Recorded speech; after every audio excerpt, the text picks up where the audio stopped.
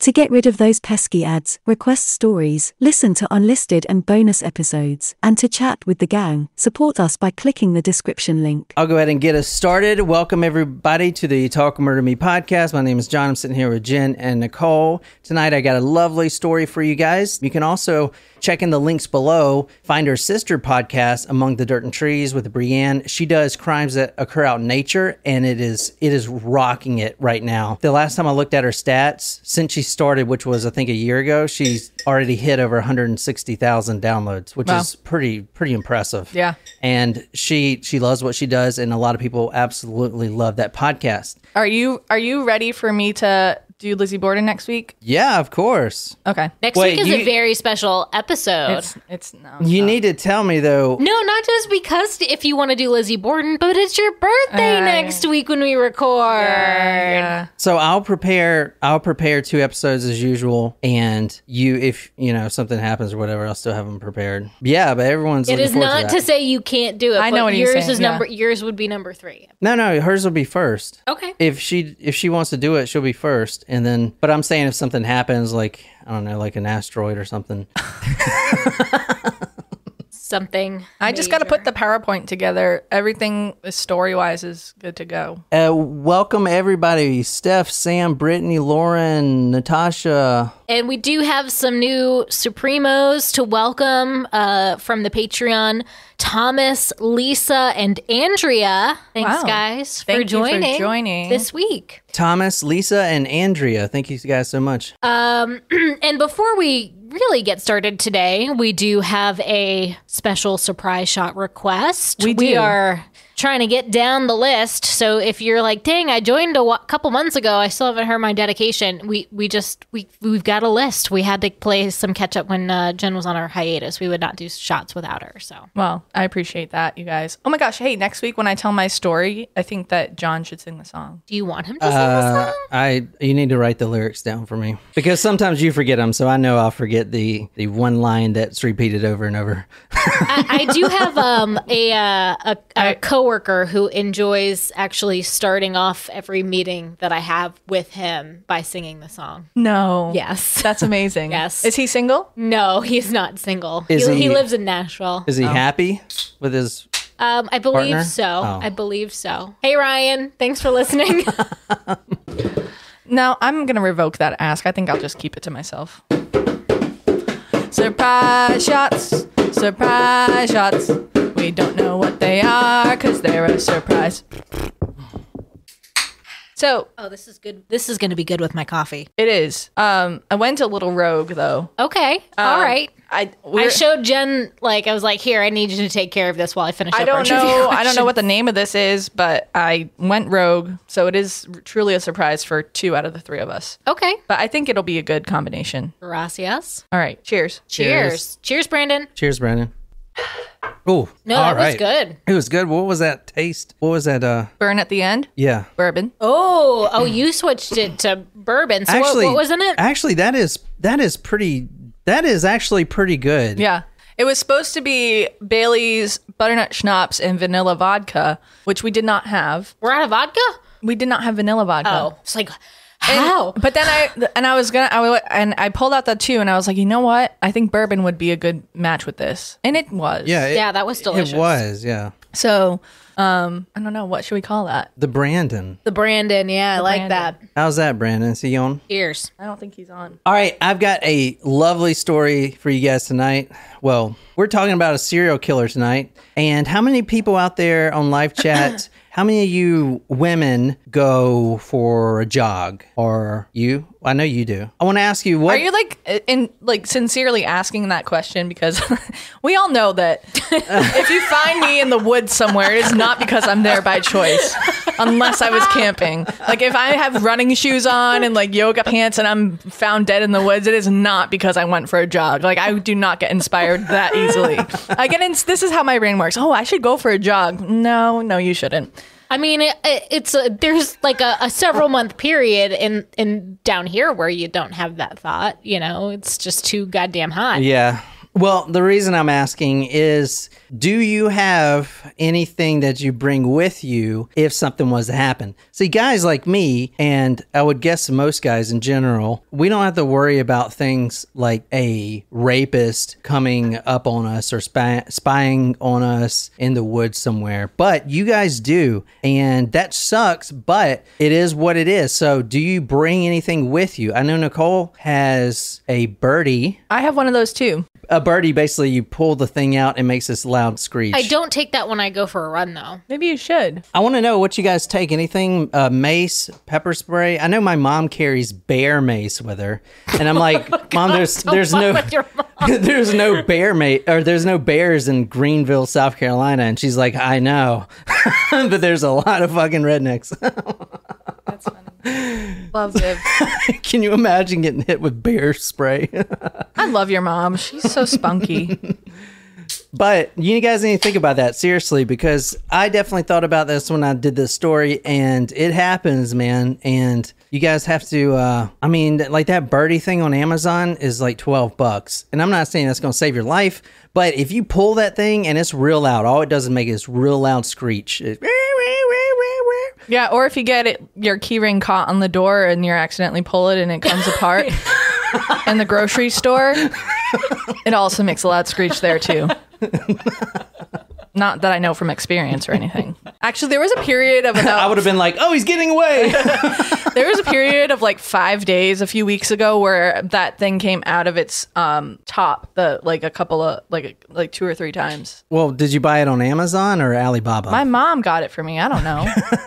But the reason I'm asking is because that's the story we're covering tonight. Great. And it is a serial killer who claimed quite a few. But so I'm ready. You're going to ruin every exercise-loving female out here. You won't ruin me.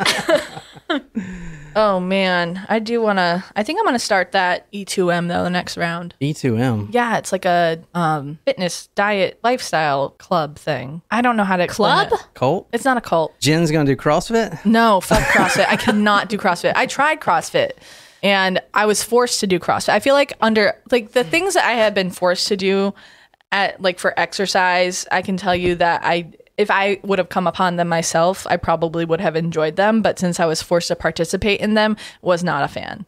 Makes sense. CrossFit and youth soccer. Youth soccer.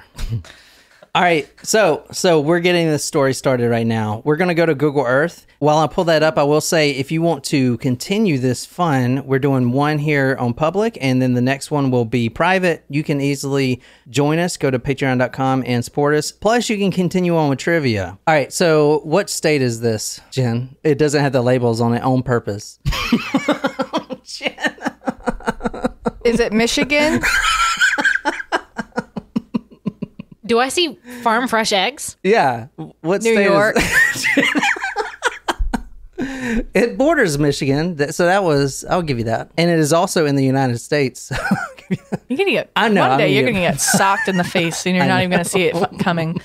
It's like that video on the SNL sketch. I don't know if anyone's familiar with it. Andy punches people before eating. That's just how I get through my rage. He'll punch people before eating? It's a sketch on SNL. It was a long time ago. Andy Samberg. But we are going to Buffalo tonight. This is New York, and there is a trail. So the trail runs through here. This is the trail. You see that this is a blacktop? Yep. So it is a blacktop trail, and what do you notice about this? It's in between the woods. Exactly. So a lot of times there would be no one out here. So what you would do is you would park down here, what most people park, and then start the trail up here. This is a bike trail. It's 5 miles long, so it goes pretty far. As you see it, I'm following the trail right here. This is it. It's almost like a little road. It's pretty straight, too.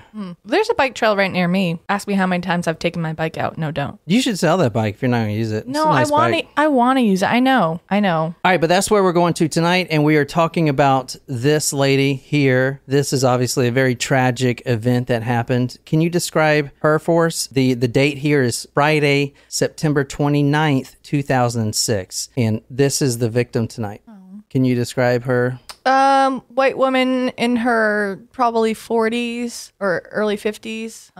Hazel eyes, red hair. A mother of 4 children. Her name is Joan Diver, Joan Diver, 44 years old. She is a homemaker currently, but that's only because she's got 4 kids. She is about to, once her youngest gets out of kindergarten, she's going to go back to work, and she's a critical care nurse, and she's really good at her job. She is very highly recommended by the hospital she works at, and I mean, they're just waiting for her to come back to work. Now, she is also a mother who enjoys fitness. You know, you have the babies, the kids, and then you maybe gain some weight. So you go out and you see we see all the mothers pushing their babies like hyper speed down here in Charleston, like running with the carriage, doing like backflips and stuff. Going like off-road. I will say, like, strollers are kind of like hip now. They're not like big and bulky. They're kind of, what's the word I'm looking for? They're like cruising machines. Yeah. Yeah.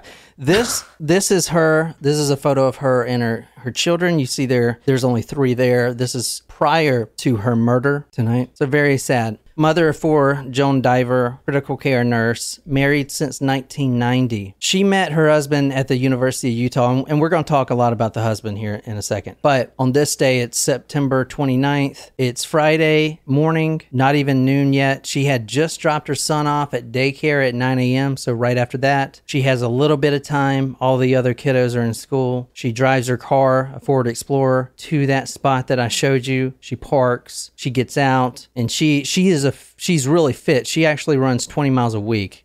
And for a mother of 4, that's impressive. So her timeline in her daily life is really organized. As soon as she drops the kiddos off, she runs 20 miles a week. So he needed, the youngest needed to be picked up at 11:30 a.m. She parks her Ford Explorer on the paved lot, and that's on Salt Road. She's only carrying a few things. She's carrying her keys. She's carrying sunglasses, or actually she's wearing sunglasses, and she has an iPod shuffle or whatever. Now, she runs that trail, and from what I learned about that trail specifically, there's hardly anyone that runs that specific one, because there's a better one that most people run. It's right by the University of Buffalo. So, and this one, as you saw, is highly covered with trees. Not the trail itself, but to the left and right, there's a lot of opportunity for someone to take advantage of a mother per se, listening to her iPod, not paying attention, no one else is around. Think about that when you go out too.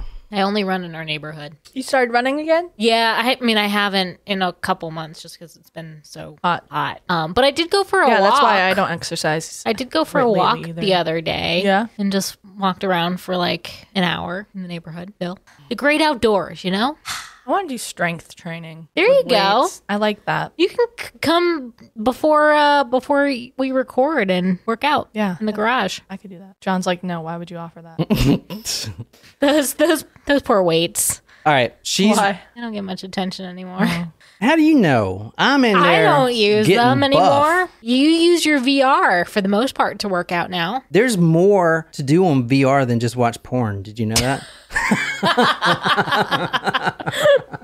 Joan was running east, crossing Davison Road, and that is where her sunglasses were knocked off. There's a poultry farm, and let me show you one more time the map, just one more time so I can show you. So Joan is running through this trail, and if you look over here, the only thing here is a poultry farm, and I actually mapped out exactly where she would be. She does cross this. This is a path, or this right here, there's an oil pipe that runs under this path right here. And we think that the killer was lying in wait, waiting for her to come back. There was a clearing. So let's say, I think it was this way. The person who we're talking about tonight drug her to the north, which this is the north facing the poultry farm, and then about 40 feet into this wooded area. So as you see here, even if unless you're screaming, no one will notice that you are in here. Plus, if you see here, there is a big hill that blocks any view from Main Street, which is here. Now, I'm going to read this. This is from the book we're reading, which I'm going to talk about in a minute. Despite music piped from her earbuds, the woman heard his approach and turned suddenly, screaming as he forced the garrote over her head. Oh. She twitched and contorted, trying to evade the wire encircling her neck. So, now this is where it gets really, really gruesome. The body wasn't found for a few days. The back of her head was caved in.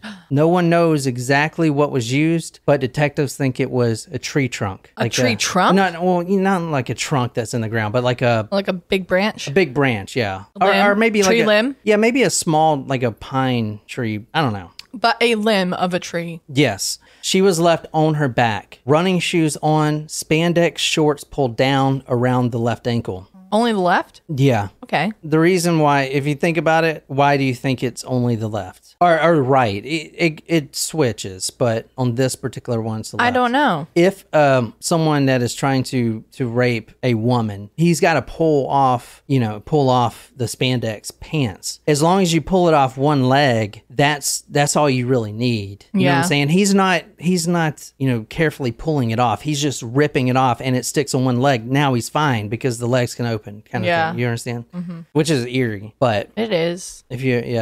She's left on her back. Her running shoes were on. Spandex shorts pulled down around the left ankle. Blue sweat jacket was across her face all the way down to her pubic area, and her iPod was found underneath her body. The body was crudely thrown there. Now, she was wearing a blue sweat jacket. So if the killer wanted to hide the body, it would be kind of dumb to put a blue sweater over her. You know what I'm saying? Mm-hmm. So we'll talk about that in a little bit. But what was used for the murder weapon was some sort of wire, like a malleable wire. Mm-hmm. So if you think of like solder, and it's not the solder wire because that breaks really easy, but what I'm trying to say is it bends. You can bend it. It's like almost like a rope, but it's wire. Right. And with these, you could get it real tight, cut off the circulation real quick. So that was the murder weapon. There was a single droplet of sweat left on her steering wheel. The car was moved about 2 miles, which hindered the investigation. The police, finding her car at the point of another trail, completely different, miles away,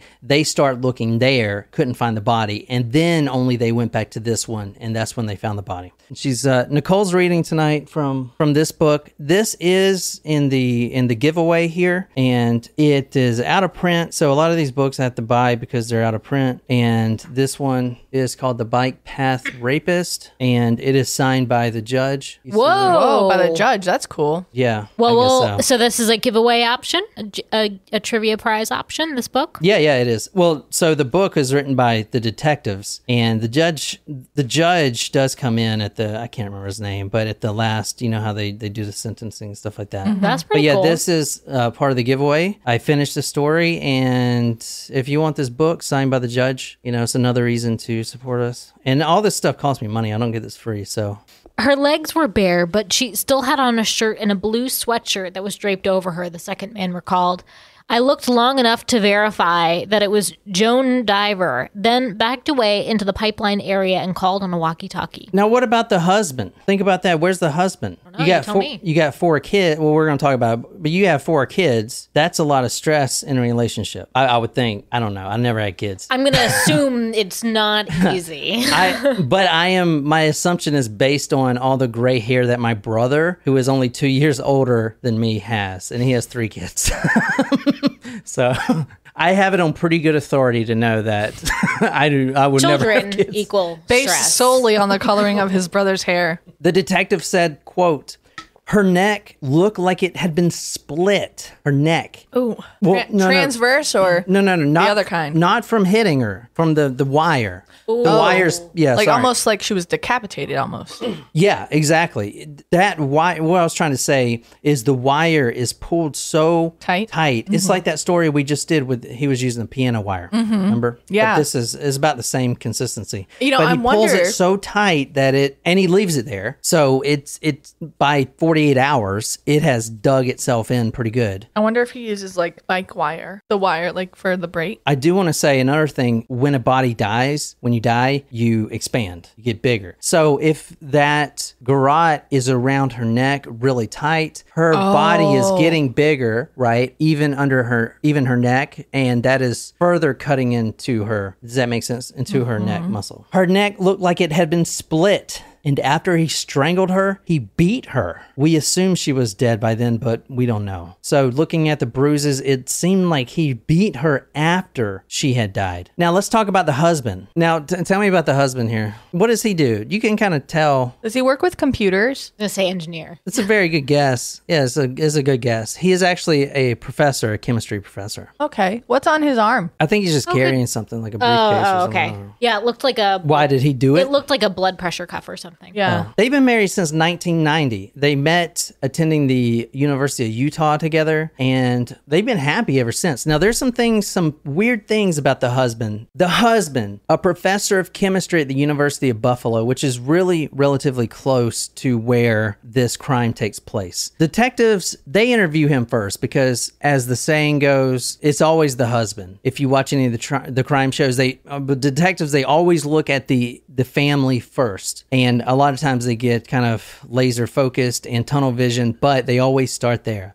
That professor, the husband, was a chemistry teacher at the University of Buffalo. During that day, it's a Friday, there were large amounts of time that he could not account for. From what he said, he was in the lab. He gets there in the morning, 7 a.m., 7:30, whatever, goes into the lab, and he locks himself in the lab where he's doing an experiment. It's kind of unusual, but he's doing it solo, this chemistry experiment. And until 10:45, which the child had to be picked up at 11, so we would assume this murder had already happened. At 10:45, he bumps into a fellow professor, and that professor recalls a kind of a weirdness about his interaction about his acquaintance. He was in an agitated state of mind, the man recalled. His reaction to my presence was unlike anything I had seen in 10 years of knowing him. Upon seeing me, his expression was one of surprise, then changed to anger or hatred, and I felt threatened. The hairs on the back of my neck went up.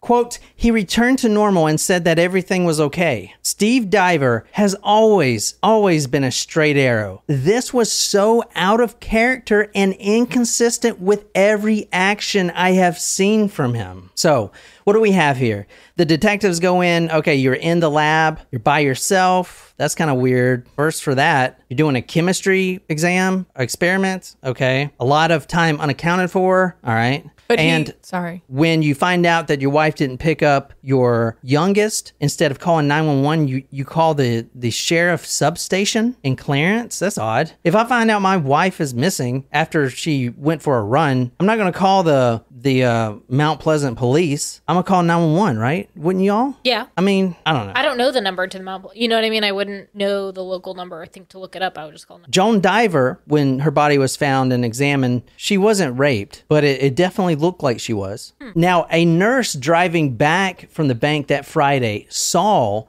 a man pull this woman from the trail, because you can kind of see on Main Street a little bit, and if you're at the right angle, so she sees a man she sees a man coming from the trail. There was a blank look on his face, the woman said. He had sandy brown hair, a tan jacket, a white shirt with dark stripes, and light blue jeans. He had a strange facial expression that scared me. Like, you did something wrong, like you can't believe you did that.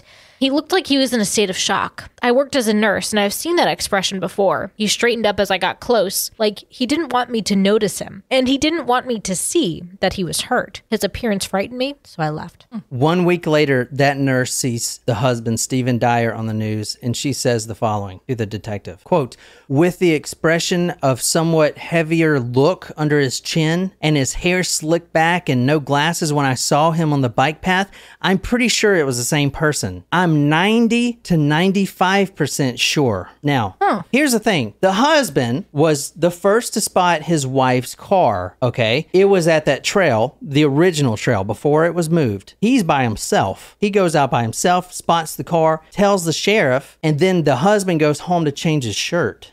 And then the husband goes back, he puts his bike in his car, goes back, and doesn't notice that his wife's car is no longer there. Now, you saw the Google map. I mean, there's no cars out there. You would notice if your wife's car was there and then 20 minutes later it is not there. You know what I'm saying? Yeah. So that's what he's telling the police. He would not consent of a search of his wife's vehicle once the vehicle was found, although they did get a warrant to search it. At 2:30 p.m., that car was discovered 3 miles away. The detectives, when they got in the car, because they found the car first, they were driving to look for his wife. He started pointing out all the spots that she was likely to be. Quote, this would be a good place to search for her. That's what she would say. And he ends up drawing on the map, which he knew the bike trail perfectly, even though he never really goes there. He drew 2 circles of where he would think she was. And in one of those circles, that's where she was. They noted in their files that the husband was acting really strange. All right, where are you guys at so far? I mean, it just doesn't, it's adding up, but like if you were looking at it from an outside perspective, like we are, it just doesn't add up. Like I know that's a contradictory statement. It literally is the opposite of what I said. But as someone who's listened to a lot of true crime cases, it's like, oh, okay, this is starting to add up. But if it was someone was telling me the story, it's like, oh, wait, something's going on here. All right. I want to say now I'm going to kind of introduce the whole case in general. We are in Buffalo, New York, and Buffalo has one of the highest highest poverty rates in the nation. I didn't know Really? that. I didn't either. You'd think that they would have like not, I've never associated that area with high poverty. Well, I guess they got a lot of teachers that live up there. Just kidding. Well, that's true. Teachers are poor. Yeah, but in the Northeast, they're not. It's quite different. Oh. The educators all over are not compensated the way that they should be, but it's not as bad up north than it is down south. 3 days before Jones' murder, a mysterious envelope arrived at the Buffalo Police headquarters. There was no return address. There was a photocopy of a 2005 article from the Buffalo News about the Bike Path Rapist. Now, this is the article right here. So you see alleged rapist suspected in Buffalo, man charged in Vermont is now considered the string of bike path rapes in the Amherst area. Now, they went through a lot of suspects. So who this is talking about is not the actual rapist.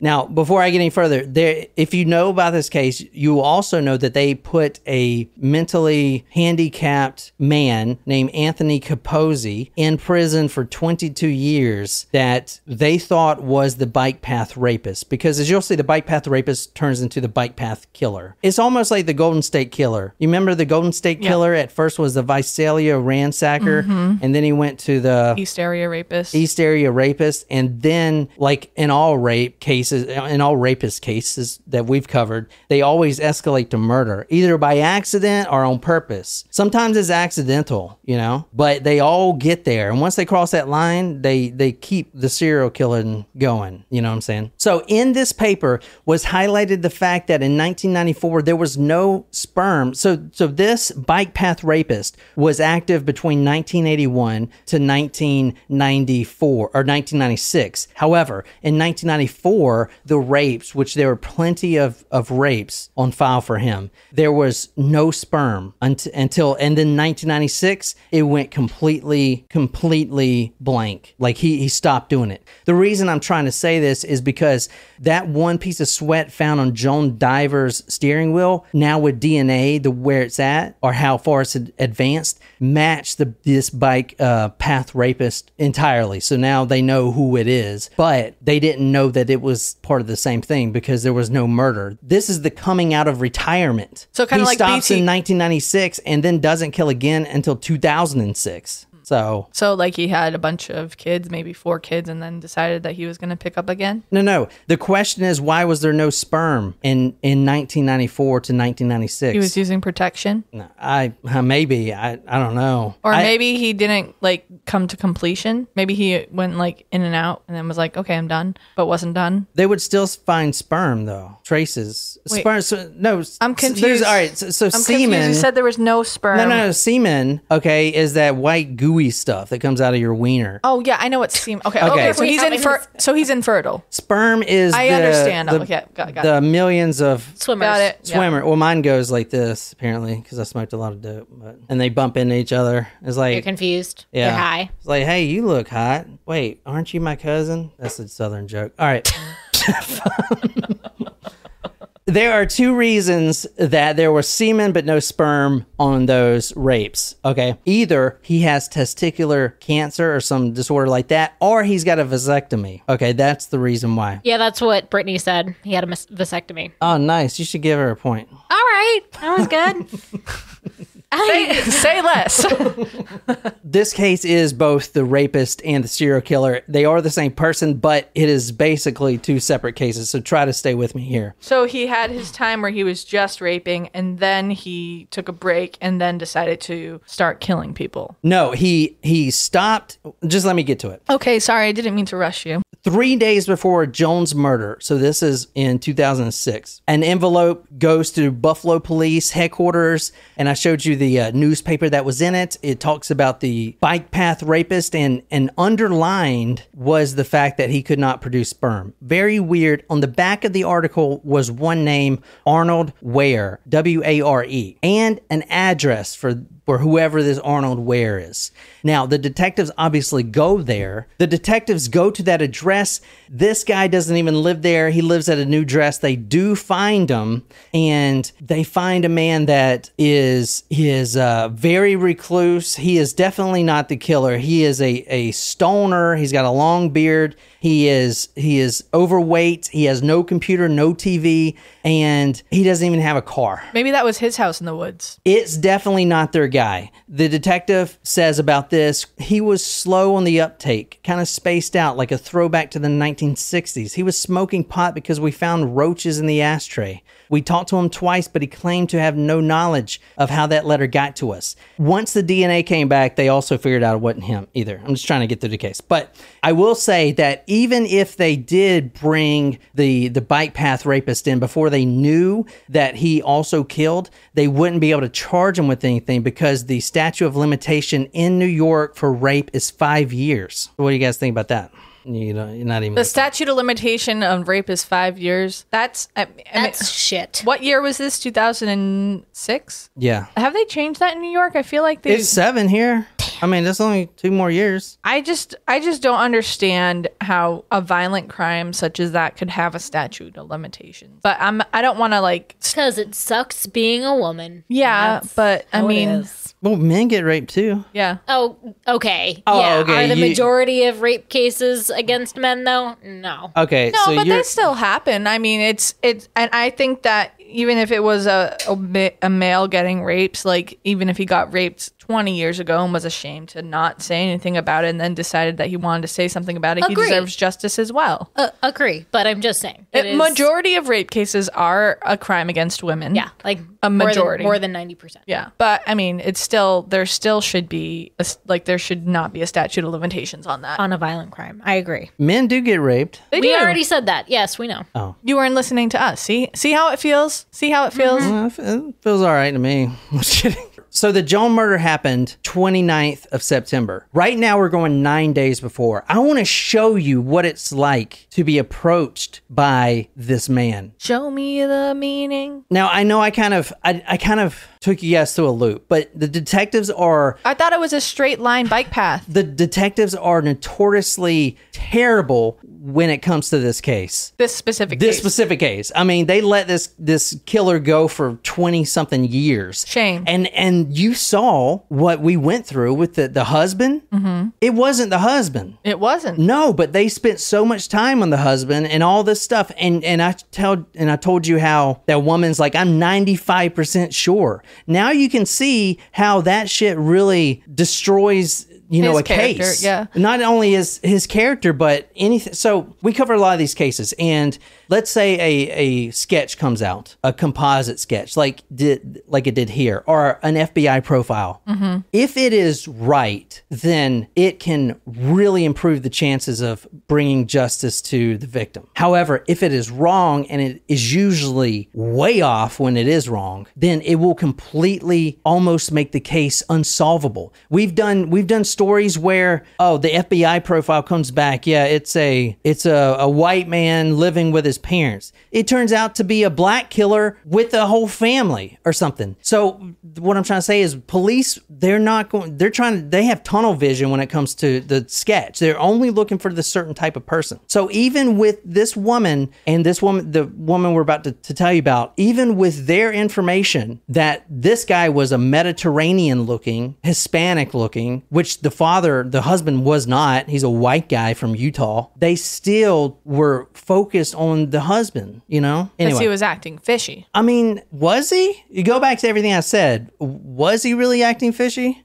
Nicole's like, I don't know. Hindsight is... I've been reading the live chat. I have no idea. Yeah, I missed this entire case. No, I'm just kidding. Okay. All right, here we go. Now, we're going 9 days before. I'm gonna show you right now what it's like, and not just with this rapist, but with someone like this, and this will make you never want to leave the house again. We're going to the Elliott Creek bike path. This is the better bike path. This is the one that wraps around the University of Buffalo, which is somewhere over here. I don't know. Look for a big university. Oh, here it is right here. So this is the University of Buffalo. This Elliott Creek bike path is where we're going. And this thing wraps all the way around. See, it comes way down here. And all the way around. It's a huge trail. But as you see, there are some spots on this trail that... I'm trying to show you an example. They're like wooded. Right here. Yeah. That you could possibly get dragged into. Now, a lot of students walk on these trails too. So it's more risky for this man who is not the husband of Joan Diver. This is 9 days before, September 20th. This is another victim, and this will creep you the shit out. Shelly Fuller is her name. She is walking down the Ellicott bike path, which is a 5-mile bike path through Amherst. She's got her Cocker Spaniel poodle with her named Tully. They go across the University of Buffalo, and she sees a woman enter the North Forest and Maple Road. Okay. On the trail? On the trail, yeah. So that was just the intersection. Got it. Suddenly, Tully froze, her eyes and ears alert, nose twitching at invisible sense. Facing left, with head held stationary, the dog emitted a low growl. I heard what sounded like a person stepping in the wooded area behind me, Fuller said.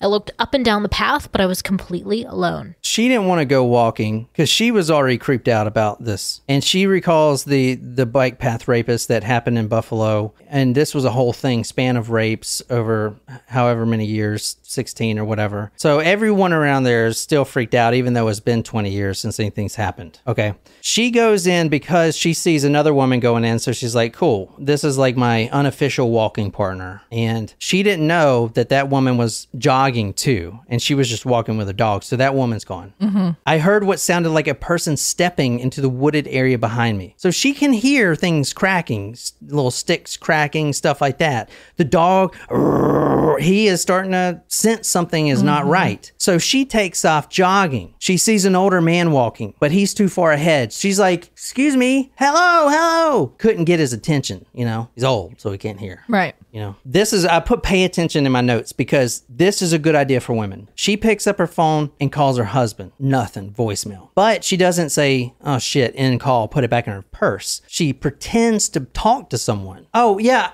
I'm almost at the bridge. Do you see me? Can you see me? That's pretty smart. Yeah. In my opinion.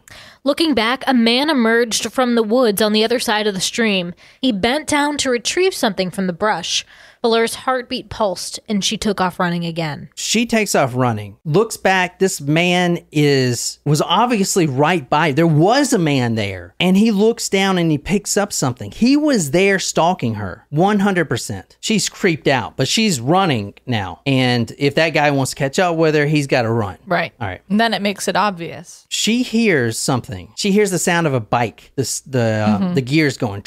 Yeah. Coming closer to her. It's getting louder. Yeah. and she's starting to freak out. So she looks back and she sees this man had jumped on a mountain bike. Where did he get that mountain bike from? It was in the woods. He stashed it in the woods where he was camping out or stalking her. It's one of those mountain bikes with the straight bars. And he is pumping straight towards her, looking straight in her eyes, coming at her at an intense rate of speed, just... Yeah. She sees his forehead covered by a baseball cap, and this is what she tells police he looks like. She survived, but we're going to tell you everything here in a second. This is kind of what she looks like, or the guy looked like. So he was wearing this baseball cap, mustache, kind of like Freddie Mercury. Very dark eyebrows. That was one of the things she noticed. Now, she told police all this, and they just kept focusing on the husband. The husband didn't have dark eyebrows or anything like that. Mediterranean features, possibly Italian or Hispanic, dark hair, baseball cap, mustache, thick eyebrows, wore exercise clothes, sweatpants, and an exercise jacket. Carried a fanny pack. And in the fanny pack, we'll find out that he has duct tape because he's going to use it to put across the victim's nose and mouth. But the biker was not through. He had turned around and was now riding toward Fuller once more, staring with a look of controlled rage. She had done something to upset him. He rode past me again and gave an evil, smirking grin, Fuller recalled. He looked mad as hell.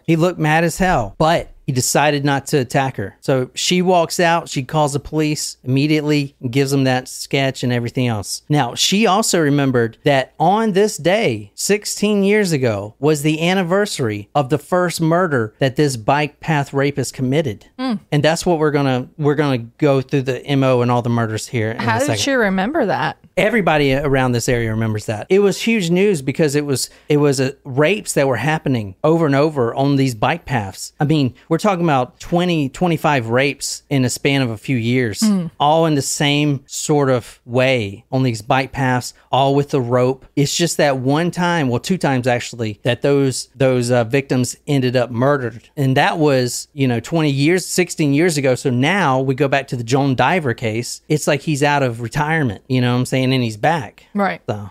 But how can we be sure that it's him and not a copycat? Well, all right. Ooh, good question. Well, the DNA. The DNA from the rape kits. Got it. Sorry. And in fact, the one of the DNA, this is one of the testimonies we're about to read now that connects this guy to this serial killing. Now, I'm about to stop this episode after this testimony. I'm going to show you what the guy looks like because he's caught and he's still in prison. He'll be there for life. But in the next episode that we're going to do for our supporters, we're going to go through all the killings and how his MO changes, because we can see it through all the 20 rapes or whatever. We can see the MO changes. We can see him changing his style. He's trying different things. He didn't start with the garrots. He started with a knife. He at one point tried a gun, but that didn't work, and I'll tell you why. Then he found the malleable wire, stuff like that. So he's changing. And then we're talking about the first murder, which is the one that this victim remembered when she ran out of the woods. Anyway, I hope you guys are staying with me. This is kind of an all over there place. We're going to go back now into one of the first ones, if that's fine with you guys. We're actually going back to 1981. This is when he started. Now, the killing didn't happen to 96. 1981. This is a good 15 years. Can you read the number 7? It's a long one. This is the whole victim testimony of a 21-year-old Buffalo college student. This is what she wrote, and this is going to really tell you how this guy acts. 21-year-old Buffalo State College student. About 9:45 a.m. yesterday, 4/14/81, I was walking through Delaware Park on my way to school, and it was just about the Statue of David area when I passed a jogger running in the opposite direction. I didn't think anything of it because I see joggers in the park all the time, although that morning was a rainy day, and he was really the only one I saw. I kept walking when all of a sudden the same guy came up behind me, and as I turned to see who it was, he grabbed me by the front of my coat at the collar. I started to hit him with my umbrella, and that's when he showed me his knife. It was like a scalpel, but larger. It had a light brown handle, I believe, and the blade didn't look shiny, and it was about 3 inches long and curved at the end. He said, "Come with me or I'll cut your fucking face." He kept pulling me by the collar and kept saying the same thing as he said before. I was so terrified I couldn't even scream, but there was no one around anyway. He pulled me along a path toward Delaware Park Lake. He then said, "Come on, let's ride for a while," still holding the knife where I could see it about a foot away from my face, hanging on to my coat front. We ran and walked about 150 to 200 yards, and then finally he pushed me off the path into a cubbyhole of bushes. Then he ordered me to take my pants down, and I took them down, but not my panties. He got really angry and said, "All the way down," and pushed me down to the ground. He untied his string of jogging suit pants and bent down and flung my legs back, and for a while just held the knife to me at the vaginal area. I was sure he was going to butcher me with it, and I kept screaming, "Please don't hurt me." And he said, "Okay," and he forced his penis into my vagina. Then, after he was through, which was not too long a time, he got up, pulled his pants up, and said, "Give me 30 seconds," and he took off. Okay. Now, we're about to end it here, but I want to show you for this episode. 3 days later, this 21-year-old college student gets the nerve to leave her house. Because after this, such a traumatic event, you don't want to, the whole world is evil to you. Right. 3 days later, she gets the courage. She goes out with her sister, and they go to the mall. She scans the crowd while she's walking. Questions and self-doubt seem more tangible here. Being raped is a life-changing experience. Would the world ever appear as it had just 3 days earlier? Moreover, might strangers glance at her face and see trauma forever etched behind her eyes? Suddenly, she tensed, reaching for her sister's arm. Nearby, a stocky, olive-skinned man walked alongside a blonde woman, pushing an infant stroller. Her mind raced. Disbelief was staggering. That's him.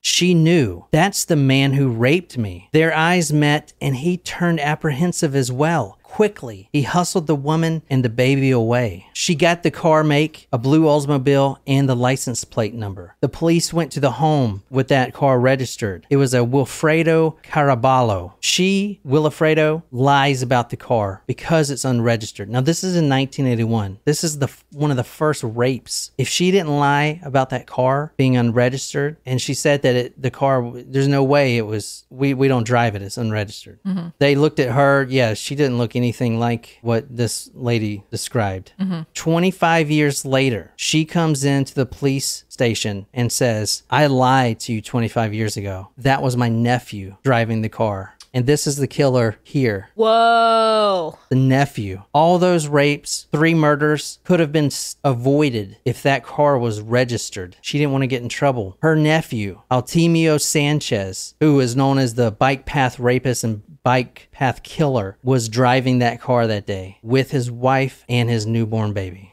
Wow. And like I said, this is him right here. That's him. What do you guys? He's got some chompers on him. What do you guys think? Whoa. I mean, I never heard a case where a woman gets raped and then is 3 days later at the mall and she sees the guy. Not only that, she tells the police the make and model and the license plate number. And the police, if they would have just done a little bit more and even asked if she had any family that could have driven the car, you know?